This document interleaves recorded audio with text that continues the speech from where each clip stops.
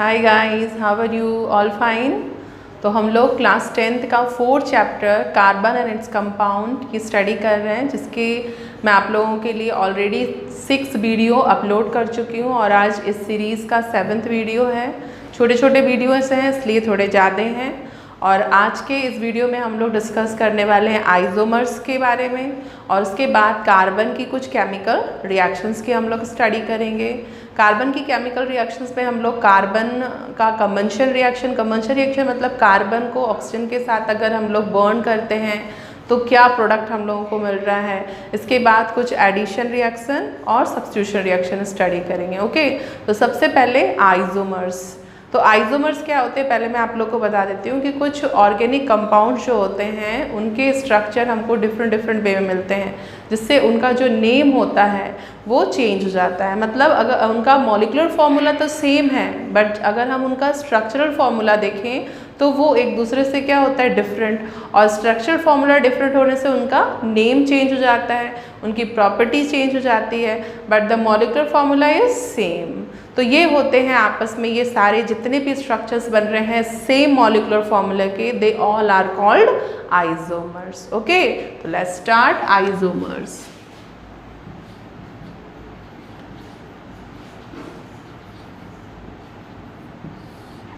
Hydrocarbon having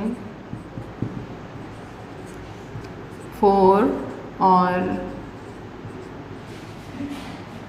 more carbon atom।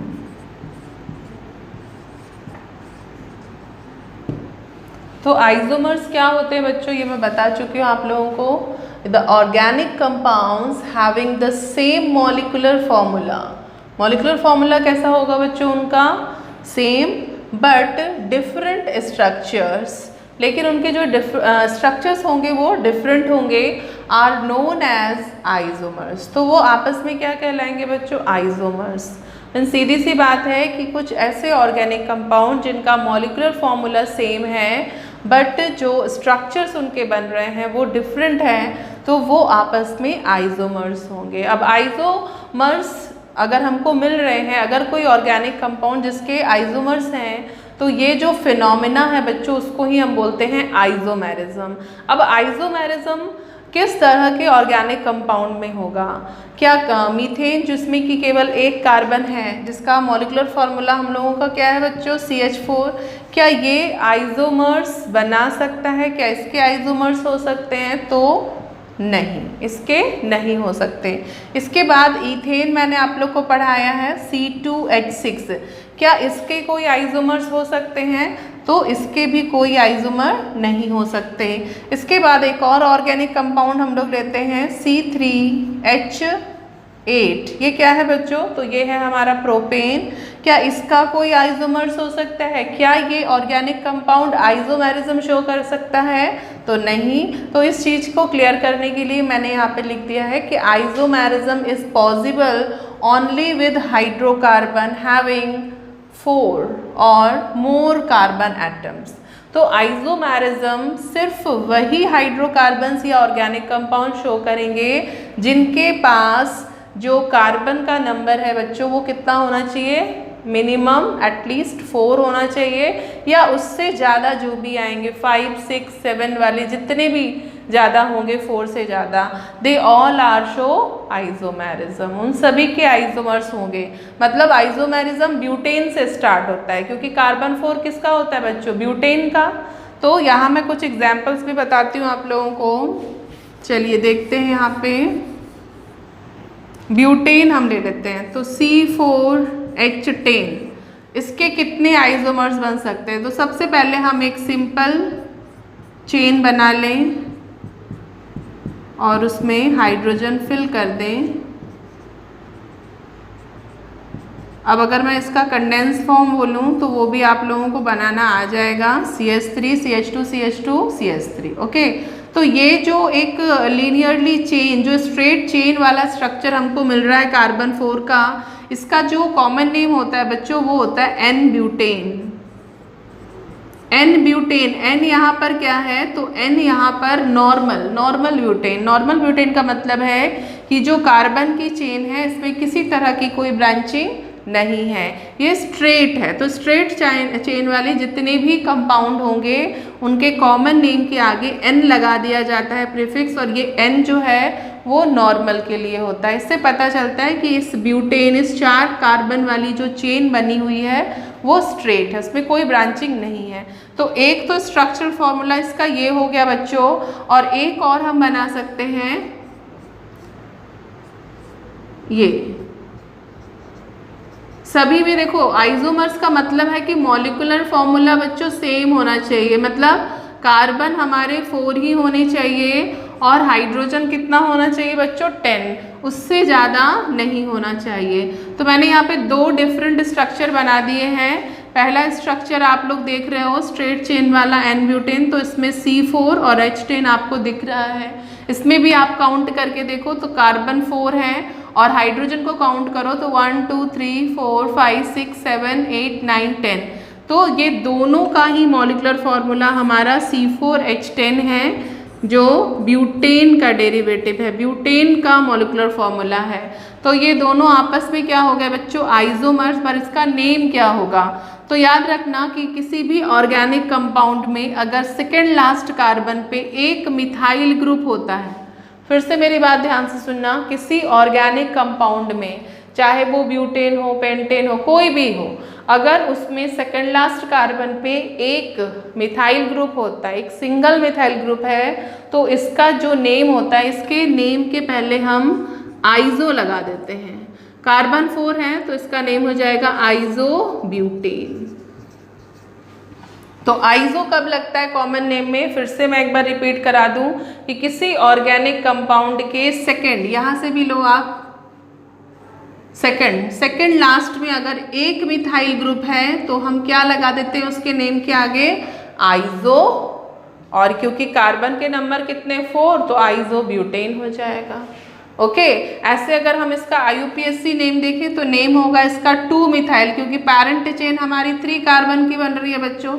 तो IUPAC क्या, ये तो कॉमन नेम हो गया, दिस इज कॉमन नेम। लेकिन IUPAC नेम अगर आपसे बोलता है, पूछता है, तो IUPAC के अकॉर्डिंग जो भी पैरेंट चेन के बाहर जाता है तो वो क्या बन जाता है बच्चों सब्स्टिट्यूट। तो हम पहले लोकेंट लिख के सब्स्टिट्यूट लिखते हैं, तो नेम हो जाएगा 2 मिथाइल प्रोपेन। ये है IUPAC नेम। तो एक्चुअली में कॉमन नेम में बहुत ज़्यादा कन्फ्यूज़न था, इसलिए इसका ही इम्प्रूवमेंट, मतलब इसी को थोड़ा सा इम्प्रूव करने के लिए, मॉडिफाइड करने के लिए IUPAC ने जो एक नॉमेनक्लेचर पास किया वो उसके अकॉर्डिंग ही हम लोगों को इसकी नेमिंग करनी होती है। ओके, तो IUPAC के जो रूल्स हैं उसके अकॉर्डिंग इसका नेम 2 मिथाइल प्रोपेन होगा। ओके, तो ये हो गया हमारा एक एग्जाम्पल। एक और एग्जाम्पल मैं आप लोग को बता देती हूँ। तो इसका मतलब है कि जो ब्यूटेन है उसके 2 आइसोमर्स मिल रहे हैं, दे आर आइसोमर्स, ये हो गए हमारे आइसोमर्स। तो क्योंकि ब्यूटेन आइसोमर्स फॉर्म कर रहा है, इसके आइसोमर्स हैं, तो ये आइसोमेरिज्म शो करेगा। तो ब्यूटेन क्या करता है बच्चों आइसोमेरिज्म। तो इससे ऊपर जो भी हाइड्रोकार्बन आएंगे वो सभी मतलब कि आइसोमेरिज्म शो करेंगे। ओके, तो ये आइसोमेरिज्म जो है वो ब्यूटेन से स्टार्ट होगा। जैसे नेक्स्ट एग्जांपल मैं आप लोग को बताती हूँ पेंटेन का। तो पेंटेन में हमारा कार्बन जो है वो C5H12 हो जाएगा पेंटेन के लिए। और अगर इसका आइसोमेरिज्म हम देखें तो एक कार्बन इसमें मैं और यहाँ पर ऐड कर दूँ तो इट इज़ नॉर्मल पेंटेन। और इसके बाद एक और एग्जांपल मैं बनाऊँ इसका, मतलब इसी का एक आइसोमर बनाऊँ, तो ये हो गया हम लोगों का 1 2 3 4 5। तो ये हो गया हमारा 5 कार्बन का आइसो ब्यूटेन की जगह हो जाएगा यहाँ पे आइसो पेंटेन, आइसो पेंटेन हो जाएगा।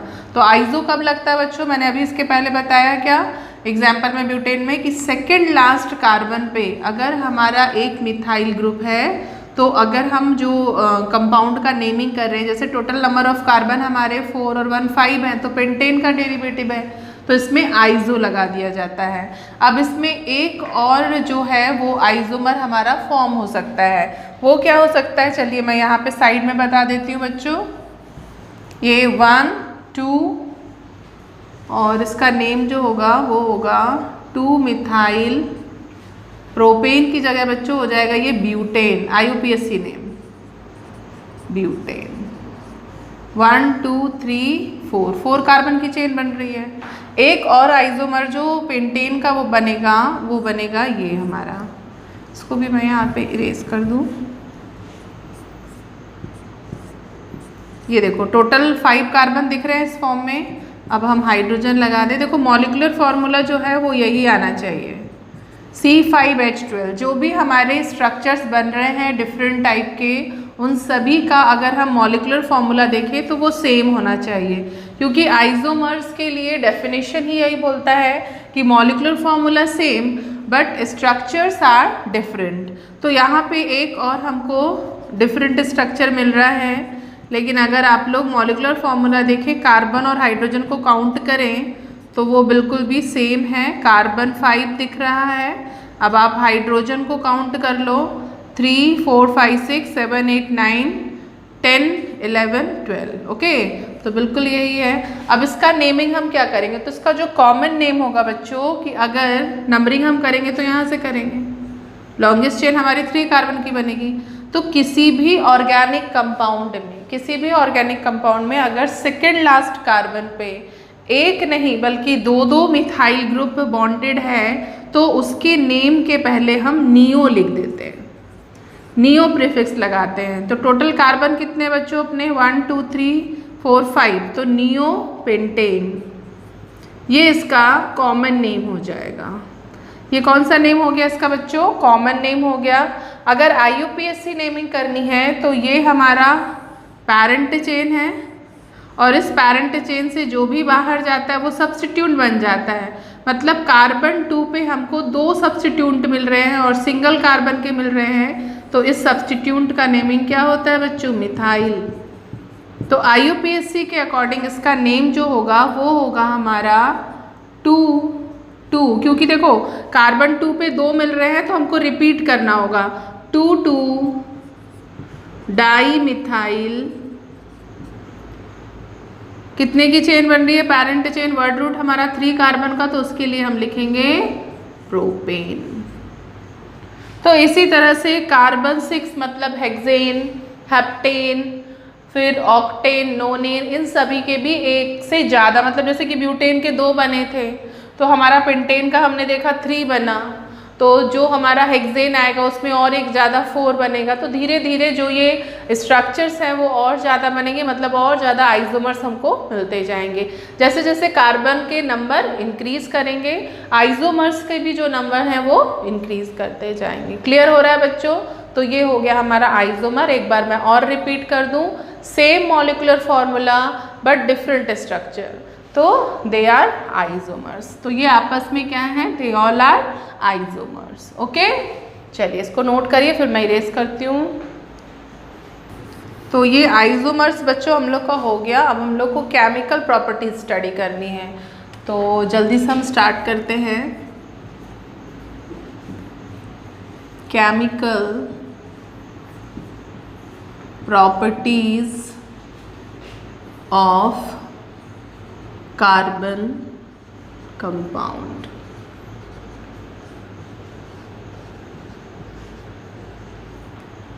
तो chemical properties of carbon compound में सबसे पहला जो हमारी प्रॉपर्टीज होगी वो फर्स्ट प्रॉपर्टीज हमारी कंबंशन होगी।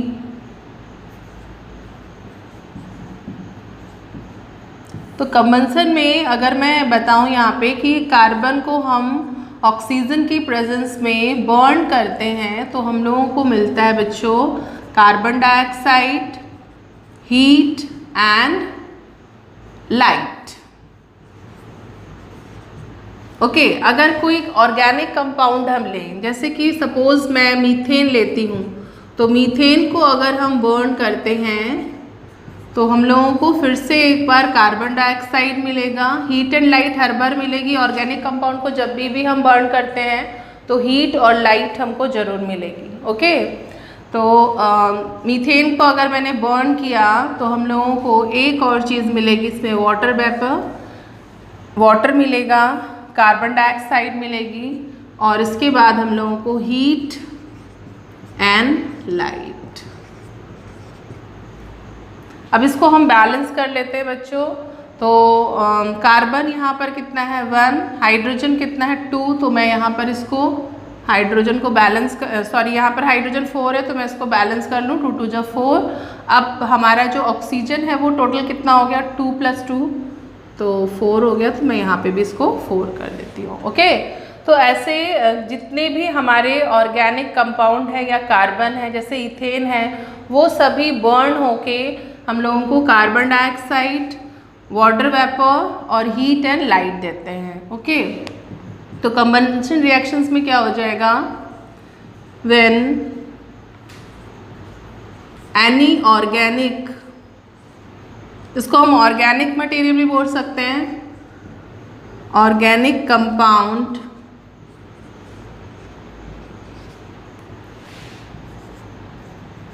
born with air, we get CO2, H2O, heat and light. So this reaction is called combustion reaction. Okay, तो आप इसको नोट करें, फिर मैं आप लोगों को नेक्स्ट रिएक्शन बताती हूँ, substitution. Other atom is called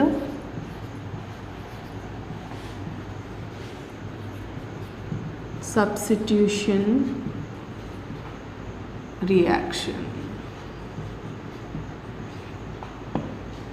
तो सब्स्टिट्यूशन रिएक्शन क्या होता है, सब्स्टिट्यूशन नेम से ही समझ में आ रहा है कि हम किसी चीज़ को सब्स्टिट्यूट कर रहे हैं। तो जो भी हमारा ऑर्गेनिक कंपाउंड है या हाइड्रोकार्बन है, उसमें से अगर हम एक हाइड्रोजन या उससे भी ज़्यादा हाइड्रोजन को हम सब्स्टिट्यूट करते हैं किसी अदर जो एलिमेंट है उसके एटम से, तो this reaction is called substitution reaction. बस वही मैंने यहाँ पे लिखा है, the reaction in which are hydrogen atom of hydrocarbon are replaced by some other atom, किसी भी दूसरे एलिमेंट के एटम से अगर हम उसको रिप्लेस करते हैं तो that is called substitution reaction.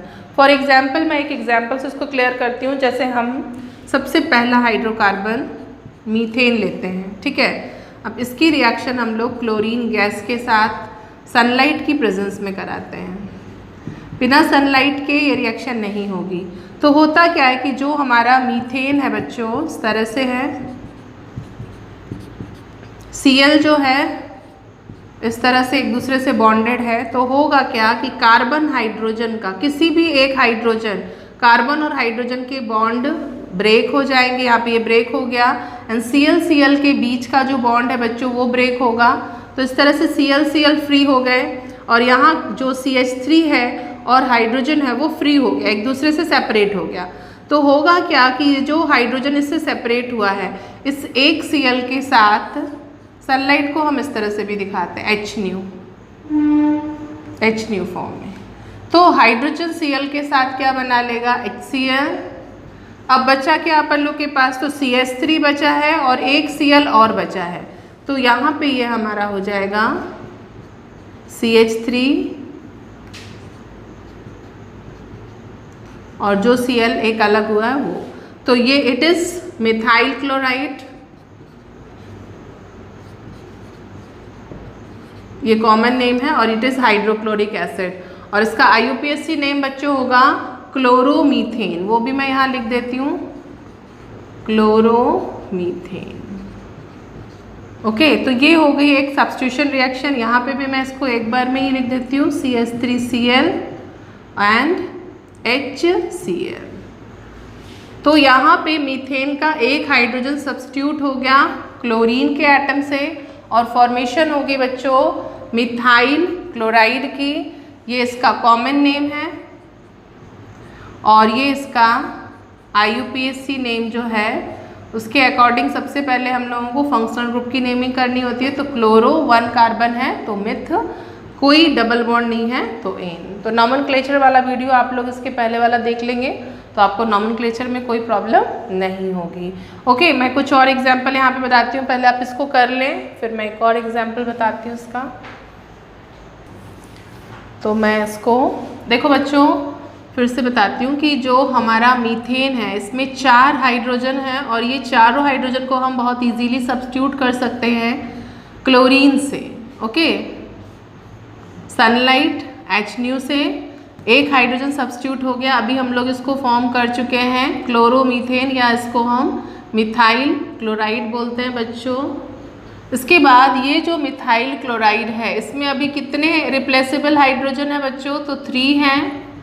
तो फिर से एक बार हम Cl2 की रिएक्शन सनलाइट की प्रेजेंस में कराएंगे और इस बार ये वाला जो हाइड्रोजन है वो सब्स्टिट्यूट हो जाएगा Cl से। यहाँ ऑलरेडी Cl है और HCl। तो ये हमारा बन गया, IUPAC नेम में लिख रही हूँ डाइक्लोरो मीथेन। ओके, इसके बाद अब मैं ये डाइक्लोरोमीथेन की और ज़्यादा रिएक्शन करवा सकती हूँ अभी, क्योंकि मेरे पास 2 रिप्लेसेबल हाइड्रोजन प्रेजेंट है। तो इस बार फिर से मैं क्लोरीन गैस पास करूँगी सनलाइट की प्रेजेंस में डाइक्लोरोमीथेन के साथ। तो इस बार ये वाला जो हाइड्रोजन है वो रिप्लेस हो जाएगा क्लोरीन से, यहाँ पे ऑलरेडी है। अब ये हाइड्रोजन रिप्लेस हो गया NHCl। CHCl3 ये जो बन रहा है इसको हम क्लोरोफॉर्म भी बोलते हैं बच्चों। कॉमन नेम जो है CHCl3 का वो क्लोरोफॉर्म है और इसका नेम आप लोगों ने सुना होगा कि किसी को भी अनकॉन्शियस करना है तो हम इसका यूज़ कर सकते हैं। अगर इसको हम किसी को भी स्मेल करने को देते हैं या उसको नोज़ से ऐसे टच कर देते हैं, उसकी स्मेल वो इनहेल कर लेता है तो वो अनकॉन्शियस हो जाता है, बेहोश हो जाता है। तो ये बेहोशी के लिए बहुत ज़्यादा यूज़ किया जाता था पहले, लेकिन अभी नहीं, क्योंकि अगर हम सर्जरी वगैरह में क्लोरोफॉर्म का यूज़ करते हैं बच्चों किसी पेशेंट को अनकॉन्शियस बनाने के लिए, तो वो एक्चुअली में हार्ट पे बहुत ज़्यादा बैड इफ़ेक्ट डालती है। तो ड्यू टू हेल्थ जो है अभी हम क्लोरोफॉर्म का यूज़ नहीं करते, इसकी जगह हम ईथर का यूज़ करते हैं। तो क्लोरोफॉर्म तो कॉमन नेम है बच्चों। अब इसका जो IUPAC नेम होगा वो ट्राईक्लोरो, क्योंकि 3 है तो ट्राईक्लोरो मीथेन, ये इसका IUPAC नेम हो गया and it is common name. तो कुछ के कॉमन नेम बहुत फेमस हैं तो वो मैं आप लोग को बताती जा रही हूँ। नाउ अब हम फिर क्लोरोफॉर्म लेते हैं, क्योंकि अभी हमारे पास एक और रिप्लेसेबल हाइड्रोजन है तो हम और आगे रिएक्शन को बढ़ा सकते हैं। ये लास्ट होगा स्टेप अभी, क्योंकि इसके पास जो सारे हाइड्रोजन थे वो क्लोरीन से रिप्लेस हो चुके हैं, सब्स्टिट्यूट हो चुके हैं। This is टेट्राक्लोरो methane.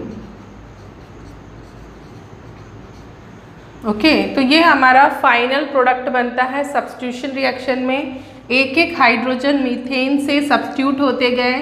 फर्स्टली हमको मिला मिथाइल क्लोराइड, या इसको मैंने बताया आप लोगों को क्लोरोमीथेन, IUPAC नेम, और जो कॉमन नेम था वो मिथाइल क्लोराइड। एंड देन दूसरी बार जब हमने सब्स्टिट्यूट किया तो डाइक्लोरोमीथेन मिला। थर्ड टाइम अगर जब हमने सब्स्टिट्यूट किया तो हम लोगों को मिला क्लोरोफॉर्म और इसका IUPAC name trichloromethane. And fourth time जो कि लास्ट है उसमें जब हमने इसको हाइड्रोजन को सब्स्टिट्यूट किया तो हम लोगों को मिला tetrachloroethane. It is a good organic solvent.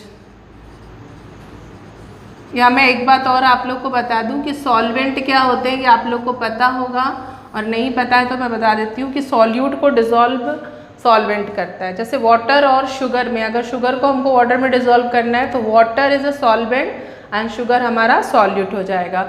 लेकिन जो किसी भी चीज़ को अगर हमको सोल्यूशन बनाना है या किसी भी चीज़ को किसी पे डिज़ोल्व करना है तो उसके लिए एक जो फंडा होता है वो होता है सेम डिज़ोल्व सेम, ठीक है। तो ऑर्गेनिक चीज़ जैसे ऑयल वगैरह आप कभी भी वाटर में डिज़ोल्व करो नहीं होगी, ठीक है। तो ये जो ऑर्गेनिक मटेरियल है वो ऑर्गेनिक सॉल्वेंट में ही डिज़ोल्व होते हैं बच्चों। वाटर इज़ अ इनऑर्गेनिक, तो ये सब आप हायर स्टडी में पढ़ोगे। तो ये जो है हमारा इनऑर्गेनिक सॉल्वेंट है, जैसे water is a universal solvent but वो इनऑर्गेनिक है, तो उसमें ऑयल वगैरह जो भी ऑर्गेनिक मटेरियल है वो डिज़ोल्व नहीं होता है। तो ऑर्गेनिक मटेरियल को डिज़ोल्व करने के लिए हम यूज़ करेंगे किसका, ऑर्गेनिक सॉल्वेंट का। तो उसमें से एक ऑर्गेनिक सॉल्वेंट हमारा टेट्राक्लोरोमीथेन भी है, it is a good organic solvent. इसके अलावा अल्कोहल हैं, वो सब आप लोग हायर स्टडी में पढ़ोगे। ओके, तो सब्स्टिट्यूशन रिएक्शन हम लोगों की ओवर हो गई। Now next is addition. तो पहले आप इसको नोट करो, इट इज कैरेक्टरिस्टिक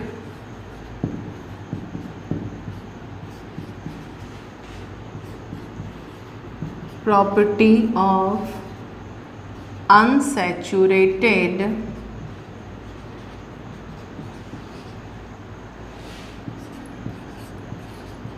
हाइड्रोकार्बन।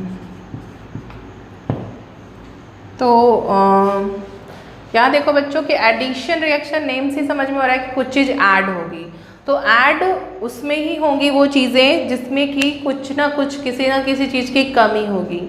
तो मैंने आप लोगों को जब हाइड्रोकार्बन का क्लासिफिकेशन बताया था तो उसमें अल्केन, अल्कीन, अल्काइन मतलब सैचुरेटेड और अनसैचुरेटेड में 2 पार्ट्स में जो हमारे हाइड्रोकार्बन है ऑर्गेनिक कंपाउंड है उसको डिवाइड किया था। तो सैचुरेटेड मतलब कि उस कार्बन को जितने की नीड थी, जितने हाइड्रोजन चाहिए थे वो उसको मिल रहे थे, फुलफिल कर रहे थे उसकी वैलेंसी को, इसलिए हम उसको सैचुरेटेड की कैटेगरी में रख रहे थे। मीन्स दे ऑल आर, जो कार्बन थे they all are singly bonded.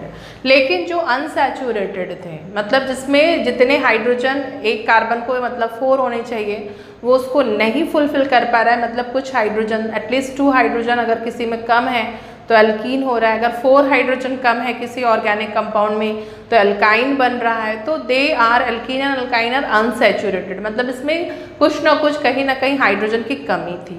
तो जिसमें इस तरह की कमियां होंगी ना बच्चों वहाँ पर ही एडिशन रिएक्शन होगा। मतलब सीधी सी बात है कि ये जो एक करेक्टरिस्टिक है वो करेक्टरिस्टिक प्रॉपर्टी किसकी होगी, अनसैचुरेटेड हाइड्रोकार्बन की। जो भी अनसैचुरेटेड हाइड्रोकार्बन है उसको हम इजीली सैचुरेट बना सकते हैं with the help of addition reaction.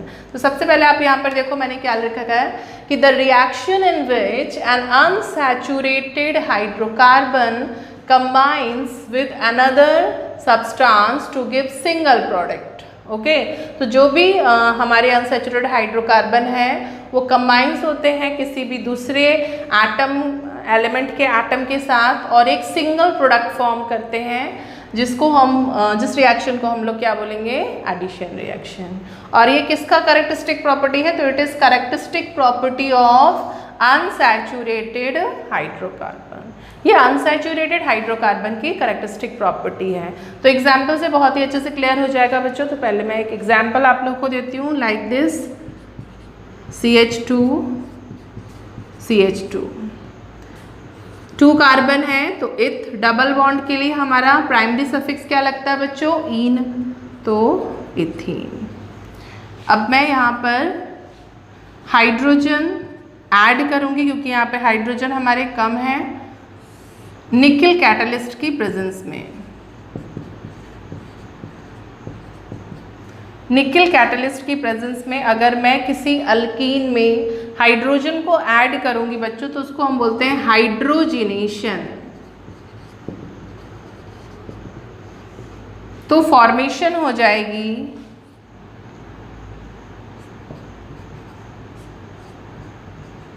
To hydrogen हमने ऐड करना है बच्चों, तो एक यहाँ आ जाएगा और एक यहाँ, ये ऐड हो गए। और जो हमारा डबल बॉन्ड था अब वो सिंगल बॉन्ड में चेंज हो गया, मतलब जो हमारा अनसैचुरेटेड हाइड्रोकार्बन था वो अभी क्या फॉर्म हो गया बच्चों, इथ, और सफिक्स लग जाएगा ane. It is saturated hydrocarbon. इसी तरह से आप अल्काइन ले सकते हो, मतलब आप प्रोपाइन ले सकते हो, इथाइन ले सकते हो और उसमें हाइड्रोजन को ऐड करा सकते हो with the help of nickel catalyst, जिसको हम बोलते हैं, क्योंकि एडिशन ऑफ हाइड्रोजन है तो हम इसको हाइड्रोजनेशन बोलेंगे।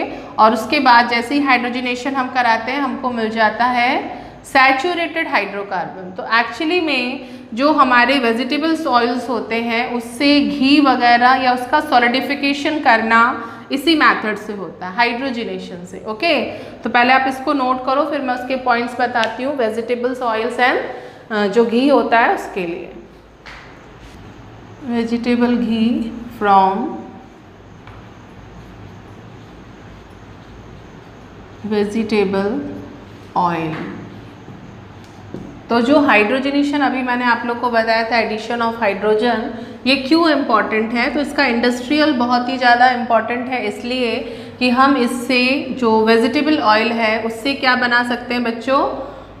वेजिटेबल घी बना सकते हैं। तो hydrogenation is used to prepare vegetable ghee from vegetable oil.